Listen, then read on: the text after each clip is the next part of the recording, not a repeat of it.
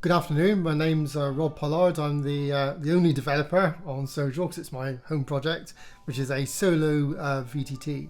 I'm kind of excited to present this video because I'm going to show off some brand new functionality, and you need to bear in mind this is really early preview stuff, as in I'm still heavily involved in coding it, so there might be issues when I demo it to you. But the reason why I'm showing it to you is firstly to let you know what's coming, but secondly to get feedback. The more feedback I get when I'm designing new systems, the better, basically. So let's run up Sojour and see what we've done.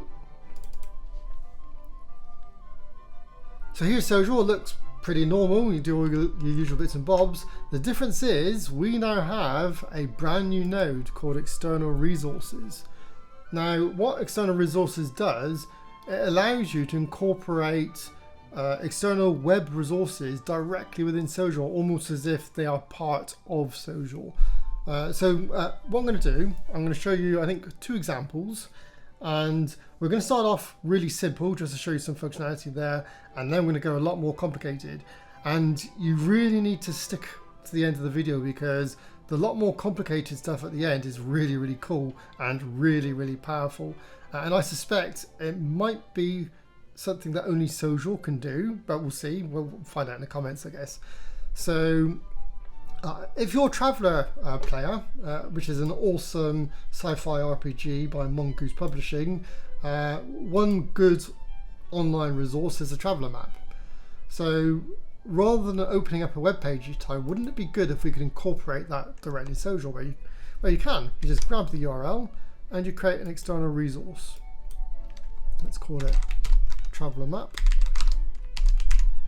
Paste in the URL, and then you tell it whether you want a tab page or an independent window. We're going to go for a tab page, and in fact that was quite hard to code because up to now Sojour had always assumed it was maps in the right hand pane, whereas now it can support anything. So we okay with that, and straight away the Traveller map is now part of Sojour.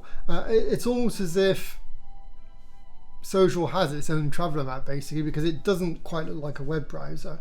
And there are advantages doing this. Firstly, the map is easily available just by double clicking on there. But secondly, you can leave these tabs open between Sojour instances, and it like remembers things. Like if you navigate a different area of the map, let's say because your characters are on Ylavin or whatever it's called, and you shut Sojour down and then reopen it, you'll find it will automatically reopen where you last left it. Unlike a browser, at least that's not what the browser does on my system. So that enables you to have some kind of persistence with the external resources that you bring in. And just like the actual web page, you have access to all of the functionality on that web page. So you want to search for a system. Let's search for Aramis, which is a really famous Spingle Marcher system, and there you go.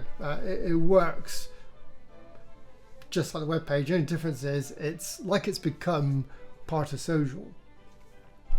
So I'm hoping that in of itself looks pretty cool to you. And by the way, if you want it to stop remembering where you last were, all you need to do is just close the tab and reopen. And in that way it will go back to wherever the website goes by default. So yeah, it's a really powerful system, and in effect that becomes like another tab.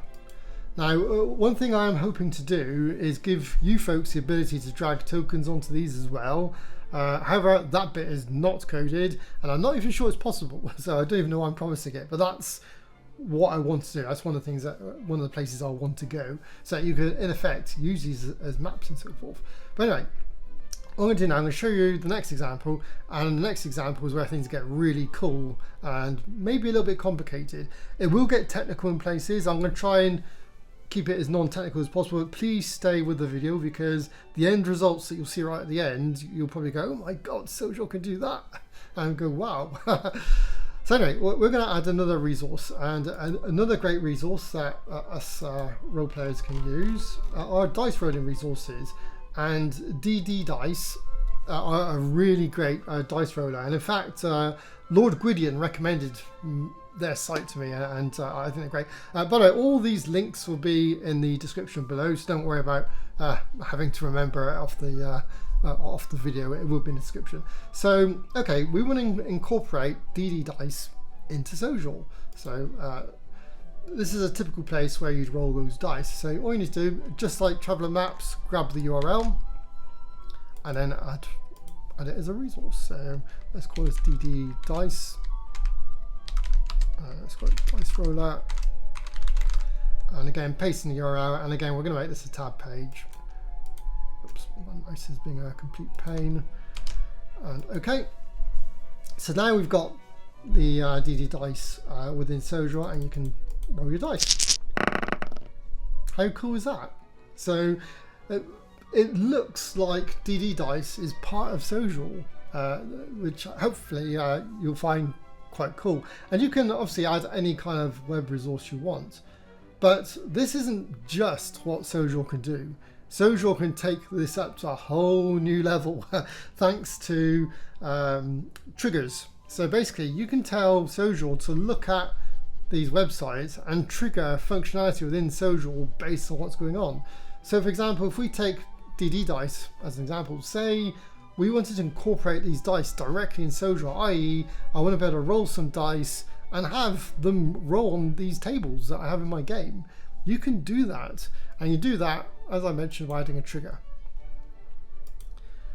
So this is the trigger editor for adding triggers to Sojour, and what it does, it's inspecting stuff coming back from the website, all the requests and responses, and on the right, you can pick the kind of trigger that you want. When I ship it to you, you get a choice of journal insertion or table lookup. Internally, it's coded to support about 8 of these, but it's only shipping with 2 to begin with, just so I can get you something relatively soonish. Now, table lookup does require 2 very specific fields. So, for example, if you want to be able to roll on a Sojour table, it needs to know the dice result. Fair enough. And it also wants to know about the dice expression, i.e. was it a 3d6, was it a 2d6, and so forth. And you need to tell Sojour where to find that information. And this whole page makes it easy to do that, or at least theoretically it does. Now, I'm a very technical person, and it seems easy to me. I'm hoping I've made it less technical so that other people can use this, but please let me know in the comments if that's not the case. Now, one of the core ethoses of this page is it tries to hide stuff that you don't really need. So for instance, all the requests, it only shows you the ones that are relevant and have payloads. So if you get rid of that filter, you can actually see a request that came through there for what looks like a PNG. It knows we can't do anything with PNGs for this particular trigger, so it's hidden it by default. So the only way we can find out what we need, how to get these fields, is by actually rolling some dice. Let's go roll some dice. So roll 3d6, and straight away Sojour's picked up these requests and responses coming from DDice. It's detected a patch and it's detected a post. You don't need to know the technicalities behind them. All you need to know is that these are requests, and we can inspect them by literally clicking on any of them, and if I can actually pick something and clicking the relevant fields. So our job now, Sojour wants to know where is the roll result. Now we rolled a 3d6 and we got a 10, so we're looking for the roll result. And what Sojour's done is it's, I guess, reduced the fields coming back such that they could potentially be roll results. So for example, a roll result is a number. So what Sojour's done here is it's limited the responses from that request to just the ones returning numbers, because it knows text wouldn't work for this. And you can even select ones that have multiple numbers, and then it won't let you because it's saying non-compatible variable, but you can turn off select all and actually select an individual one and then send that across if you wish. But they're not the 10 that we rolled. We need to find the 10 that we rolled. Now, it just so happens I've already done this, and I happen to know it's data total values where the dice roll hangs out, and you see the 10 there, and we can send that right across right now. So several things have happened. Firstly, it's moved on to the next field that it wants you to find, and it's also filtered the response is based on what that new field's expecting. So this new field's expecting a string, so there's obviously a lot more responses that could be applicable. But the idea is that it's hiding what you don't need. But if you're really technical and you want to see what's actually coming back, you can click the show JSON button and actually see the full technical stuff that is actually coming back. Now the other thing that's happened is it's gone request locked, trigger picked, and that's because the way these triggers work, that they're based on the requests coming from this page, and there's a one-to-one relationship. So every trigger is triggered by a singular request. So once you've mapped one field from a request, that request gets added to the triggering request and it gets locked down, so you basically cannot pick any other request whilst you're doing this. Now if you get it wrong, you can just clear all and then go and pick a different request. But for the moment, Sojour only allows one request per trigger. So anyway, we're now back to the raw result. There's a little bug there, it's not displaying text, don't worry about that, that'll be fixed. We know that it's the value, send it across. And now it's telling us, right, I want to know where the dice expression is now. I happen to know that on this request, the dice expression is this one, data equation. Now there you go, the 3d6 that I wrote, and you can send that across as well. So that's cool. And now it's saying, Sojour's saying all trigger variables are populated. So that's saying, great, you found all the data I need in order to make this trigger work. But I can't go okay just yet because there are 2 blank fields I need to fill out. So they're kind of free text fields. So I need to give the trigger names. Let's call this DDDice roller. And dice source, that's just something that appears in the journal. So Sojour knows who rolled the dice. So I'm just going to go DDDice. Need to spell that right. And now that all the fields are filled out, we can hit OK. And there you go, we have our new trigger on our dice roller. So what we've done, we've now told Sojour, hey, whenever you rolled a dice, go send it to Sojour and let Sojour use it on the currently active table. And we can prove that now. So if we open up a journal, these are some I did earlier, but we can get rid of those. So we have 2 tables here. We have encounters and we have weather. So let's run the encounters table first. So this is saying it needs a d6. We can grab a d6 from DDDice, roll it, gets a 5, and Sojour's detected straight away. DDDice rolled a 1d6, result of 5, and the result of that was 3 ducks. You encountered 3 ducks. Maybe you want another encounter. Roll the dice.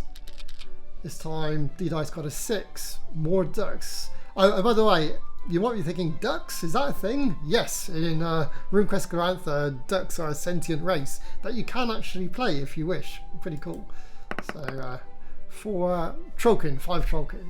So complete integration, even though it's a third, it's like an external website. Sojour knows how to deal with these results thanks to that inspector. And you know, if you don't want to roll encounters, maybe you want to roll on on weather. So my mouse is being a bit of a pain today. Right, so we've got weather selected. That's now saying it needs a d10, so let's grab a d10. Roll that. 1, sunny. Let's grab another one. It's going to be very sunny in Garantha today.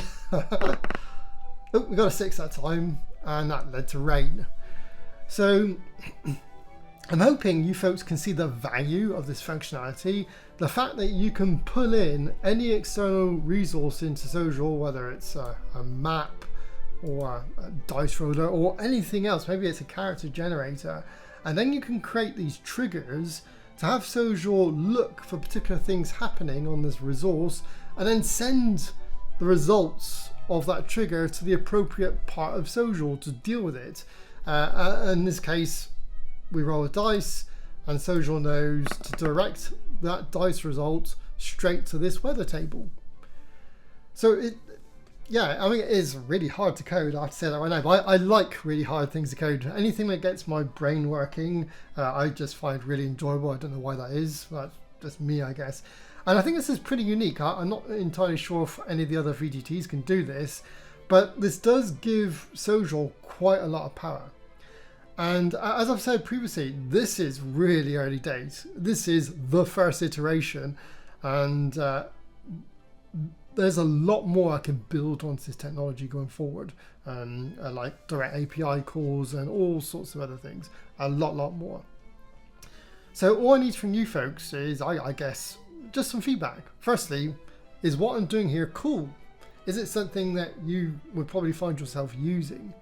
And also, is the user interface good? Would you like to see anything changed? Is it too technical? Is it too hard? I'm a very technical person, so for me none of this is too hard. But for a layman who perhaps isn't a software developer, now they might be looking at what I just demoed and going, oh my god, what is that? And if that's your view, then please pipe up on YouTube and say, hey, look, Rob, it's nice, it's powerful, but I have no idea what's going on. Just let me know and I'll see if I can figure out a way of simplifying this. But either way, I will be providing the ability to import and export these, so hopefully people can share these. So you can find a great web resource, plug it into Sojour like I have done with DDDice here, and then share the resource online so that other people can use those resources, people that are perhaps less technical. So that's all I want to show for this presentation. Hopefully you agree that, really, really powerful, the fact that we can now incorporate these external resources directly within Sojour, and not only incorporate them as a static page, but we can literally wire up events into them to drive Sojour with hopefully a simple user interface. At least I hope I've designed it to be simple. So anyway, that, like I say, very short video. That's all I've got to say. Like and subscribe, all the usual kind of things that YouTubers always say. And for those that don't know, and I need to keep reiterating this, Sojour, you pay your one-off $10. It is only a one-off payment. There's no DRM, there are no online servers, it runs locally for you, and these upgrades like this you get for free. All upgrades are free. That's just a philosophy of mine going forward. So something to consider if you're on the edge of buying Sojour.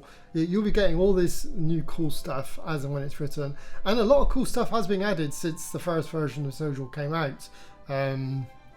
Things like these characteristics, fog of war, there's been all sorts added basically, and anybody that's been with Sojour since the beginning will know. Anyway, that's it. I hope you find this really cool. I find it cool. But I am biased, I have to say. Leave feedback in the comments, and if you want links to any of the resources that I use, like Traveller Map or DDDice, links for those will be in the description. Again, thank you and goodbye.